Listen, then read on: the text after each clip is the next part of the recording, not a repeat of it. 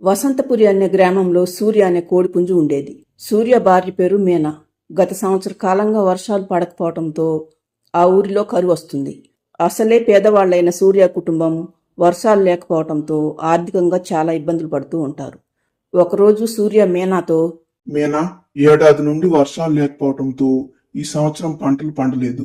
మన దగ్గరున్న ధాన్యం కూడా అయిపోవచ్చింది. పైగా నువ్వు తల్లివి కాబోతున్నావు. ఇప్పుడంటే మనిద్దరమే.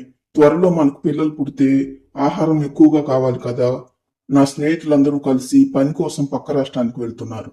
నేను కూడా వాళ్ళతో వెళదామనుకుంటున్నాను మీనా. ఏంటి, మీరు కూడా పని కోసం ఊరు వదిలి వెళ్తారా? ఒక్కదాన్ని ఇంట్లో ఉండాలంటే నా వల్ల కాదండి. తప్పదు మీనా. పుట్టబోయే మన పిల్లలకు కడుపు నిండా ఆహారం పెట్టాలంటే కొంతకాలం మనం దూరంగా ఉండక తప్పదు. అయినా నేను 1 నెల మాత్రమే ఉండి నా స్నేహితులు వచ్చినా రాకున్నా నేను మాత్రం వచ్చేస్తాను అంటాడు సూర్య. మీనా సరేనని అయిష్టంగానే ఒప్పుకుంటుంది. ఇంతలో మీనా స్నేహితురాలు సత్య అక్కడికి వస్తుంది. ఏంటి దంపతులిద్దరూ ఏదో దీర్ఘంగా ఆలోచిస్తున్నారు అంటుంది సత్య. సూర్య తను పని కోసం వేరే చోటుకు వెళ్తున్న సంగతి సత్యకు చెప్పి, నేను వచ్చే వరకు మీనాను జాగ్రత్తగా చూసుకునే బాధ్యత నీదే సత్య అంటాడు సూర్య. అనుకున్నట్లుగానే మరుసటి రోజు పనికి వెళ్ళిపోతాడు సూర్య. దాంతో మీనా ఒంటరిగా ఉండిపోతుంది. మరుసటి రోజు సత్య పని కోసం పక్కనే ఉన్న అడవిలోకి వెళ్తూ మీనాను చూసి వెళ్దామని మీనా దగ్గరకు వస్తుంది. రా సత్య, నేనే మీ ఇంటికి వద్దామని అనుకుంటున్నాను. ఇంతలో నువ్వే వచ్చావు. నేను ఉండటానికి రాలేదు నేనా. పక్కనే ఉన్న అడవిలో చిన్న చిన్న చెట్లు కొట్టే పని ఉందట. మా ఇంటి పక్కన వాళ్ళు వెళ్లారు. నేను కూడా వెళ్తున్నాను. నిన్ను చూసి వెళ్దామని వచ్చాను. అయితే నేను కూడా నీతో వస్తానే. ఖాళీగా ఇంట్లో ఒక్కదాన్నే ఉండాలంటే నా వల్ల కావటం లేదు. అదేంటి, నిన్ను పనికి పంపించడం సూర్యకు ఇష్టం ఉండదు కదా. పైగా గుడ్లు కూడా పెడుతున్నావు. ఏమీ కాదులే సత్య, మళ్ళీ సాయంత్రానికి వచ్చేస్తాం కదా. సూర్యకు ఈ విషయం తెలియదులే. ప్లీజ్ సత్య, నేను కూడా నీతో వస్తాను. సరేలే, నువ్వంతగా అడుగుతున్నావు కదా, వెళ్దాం కదా అంటుంది సత్య. తర్వాత స్నేహితురాళ్ళిద్దరూ మాట్లాడుకుంటూ వెళ్తుండగా వాళ్లను ఒక నక్క చూస్తుంది. నక్కను చూసిన స్నేహితులిద్దరూ భయపడి పరిగెత్తడం మొదలు పెడతారు. కొంత దూరం వెళ్లిన తర్వాత సత్యకు ఒక చెట్టు కనిపించడంతో సత్య ఎగిరి చెట్టెక్కుతుంది. నక్క మాత్రం మీనాను తరుముతూ వెళ్తుంది. తరువాత కొంతసేపటికి సత్యకు మీనా గట్టిగా అరిచిన శబ్దం వినపడుతుంది. చెట్టు దిగి మీనా పరిస్థితి చూద్దామనుకుంటే నక్కకు భయపడ్డ సత్య చెట్టు మీదనే ఉండిపోతుంది. చాలాసేపటి తర్వాత సత్య చెట్టు దిగి మీనా వెళ్లిన వైపు వెళ్లి చూస్తుంది. కానీ మీనా ఎక్కడా కనిపించకపోగా ఒకచోట రక్తం మరకలు కనిపిస్తాయి. దాంతో సత్యకు గుండాగినంత పని అవుతుంది. అంటే ఆ నక్క మీనాను చంపేసి ఉంటుందా అనుకుంటుంది సత్య. తర్వాత చుట్టుపక్కలంతా ఎంత వెతికినా మీనా కనిపించకపోవడంతో ఇక చేసేదేమీ లేక సత్య ఏడుస్తూ ఇంటికి వస్తుంది. ఆ రోజు నుండి మీనా గుడ్లకు కాపలా కాస్తూ మీనా వాళ్ళ ఇంట్లోనే ఉండిపోతుంది సత్య. ఒకరోజు తెల్లవారేసరికి మీనా గుడ్లలో నుండి 2 కోడి పిల్లలు బయటకొస్తాయి. అప్పటి నుండి ఇంట్లో ఉన్న కొద్ది ఆహారాన్ని పిల్లలకు పెడుతూ వాళ్ళని జాగ్రత్తగా చూసుకుంటూ ఉంటుంది సత్య. కొంతకాలానికి సూర్య వస్తాడు. రాగానే సత్య చెప్పిన మాటలు విన్న సూర్య అవాక్కైపోతాడు. ఆ రోజు నేను మీనా దగ్గరకు రాకపోయినా బాగుండేది సూర్య. మీనాకు ఆ ప్రమాదం జరగకపోయి ఉండేది. అందులో నీ తప్పేముంది సత్య? అంతా మా తలరాత. ఇక నువ్వు మీ ఇంటికి వెళ్ళు సత్య. పిల్లలను నేను ఎలాగోలా చూసుకుంటాలే. పిల్లల్ని చూసుకోవటం నీ వల్ల కాదు సూర్య. తప్పో ఒప్పో, మీనా పిల్లలకు దూరం కావటానికి కొంత నేను కూడా కారణం. అందుకు బాధ్యతగా నేను నీ పిల్లలకు తల్లిగా ఇక్కడే ఉండిపోతాను. అదేంటి సత్య, నువ్వు పెళ్లి చేసుకోకుండా నా పిల్లలకు తల్లిగా ఉంటే చూసేవాళ్ళు ఏమనుకుంటారు చెప్పు? అందుకే నువ్వు నన్ను పెళ్లి చేసుకో సూర్య. కానీ మనం భార్యాభర్తలుగా ఉండొద్దు. పిల్లలకు తల్లిదండ్రులుగా మాత్రమే ఉందాము. లేదంటే చెప్పు, నేను పిల్లల్ని తీసుకుని వెళ్ళిపోతాను. నువ్వు మరొకరిని పెళ్లి చేసుకో. అంతేగాని పిల్లల్ని వదిలి నేను మాత్రం వెళ్ళను అంటుంది సత్య. దాంతో సూర్య ఆలోచనలో పడతాడు. మరోవైపు మీనా ఒక ఏనుగు ఇంట్లో ఉంటుంది. మీనా దగ్గర ఒక కోడిపిల్ల కూడా ఉంటుంది. ఏనుగు మీనాతో, చూడు మీనా, ఇప్పుడు నీ కాలు బాగైపోయి ఆరోగ్యంగా ఉన్నావు కదా. ఇక నీ బిడ్డను తీసుకుని నీ భర్త దగ్గరికి వెళ్ళు మీనా. అలాగే వెళ్తానన్నా. కానీ అక్కడ పరిస్థితులు ఎలా ఉన్నాయో ముందు తెలుసుకుని నా భర్తను తీసుకుని నీ దగ్గరికి వస్తాను. నువ్వు చేసిన సహాయానికి నా భర్త నేను నీకు కృతజ్ఞతలు చెప్పి అప్పుడు నా బిడ్డను తీసుకుని మా ఇంటికి వెళ్తాను. సరే మీనా, అలాగే కానివ్వు అంటుంది ఏనుగు. తర్వాత మీనా తన ఇంటి దగ్గరికి వచ్చేసరికి సత్య సూర్యలిద్దరూ మాట్లాడుకుంటూ ఉంటారు.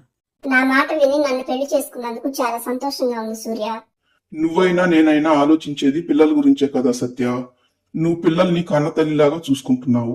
అంతకంటే నాకేం కావాలి చెప్పు అంటాడు సూర్య. దూరం నుండి వాళ్ళ మాటలు విన్న మీనాకు నెత్తిన పిడుగు పడ్డట్లవుతుంది. అంటే సూర్య సత్యాలిద్దరూ పెళ్లి చేసుకున్నారన్నమాట. ఇక నేనెందుకు ఇక్కడ ఉండటం? అనుకున్న మీనా ఏడుస్తూ వెనక్కు వెళ్ళిపోతుంది. అలా కొన్నేళ్లు గడిచిపోతాయి. మీనా దగ్గరున్న కోడిపిల్ల పెద్దదవుతుంది.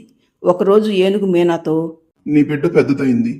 ఇప్పుడు తనకు పెళ్లి చేయాల్సిన బాధ్యత నీ మీద ఉంది.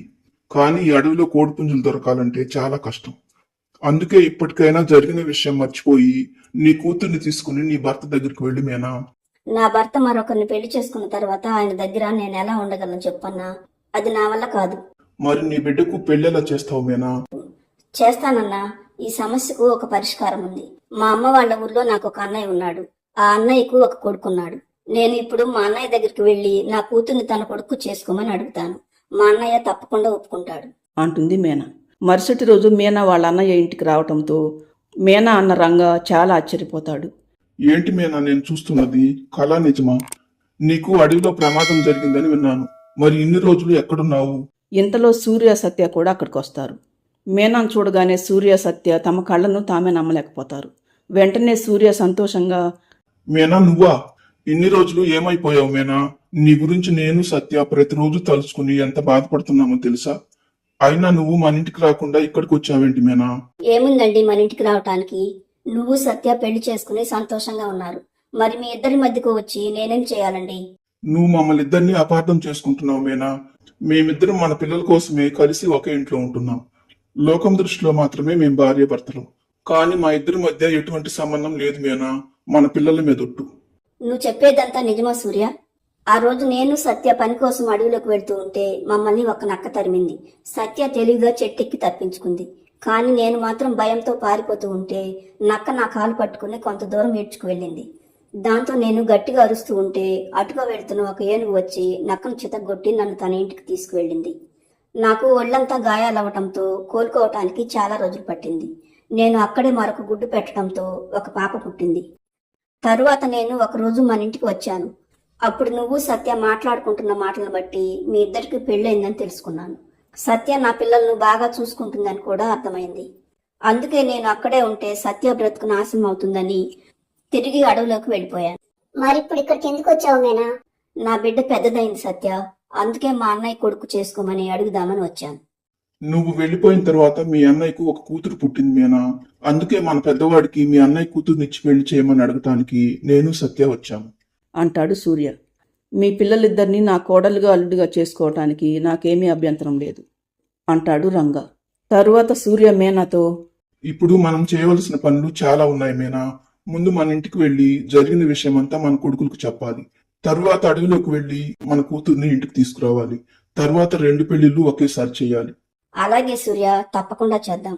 కానీ మన వల్ల నా స్నేహితురాలు సత్య జీవితం ఎలా అయిపోయింది. అందుకే నాకు బాధగా ఉందండి. నువ్వు ఇప్పుడు అవేవి ఆలోచించుకు మీనా. నీ పిల్లలు ముగ్గురు నీకే కాదు నాకు కూడా పిల్లలే అంటుంది సత్య. తరువాత సూర్య మీనా సత్యాలు ముగ్గురు సంతోషంగా సూర్య వాళ్ళ ఇంటికి బయలుదేరి వెళ్తారు.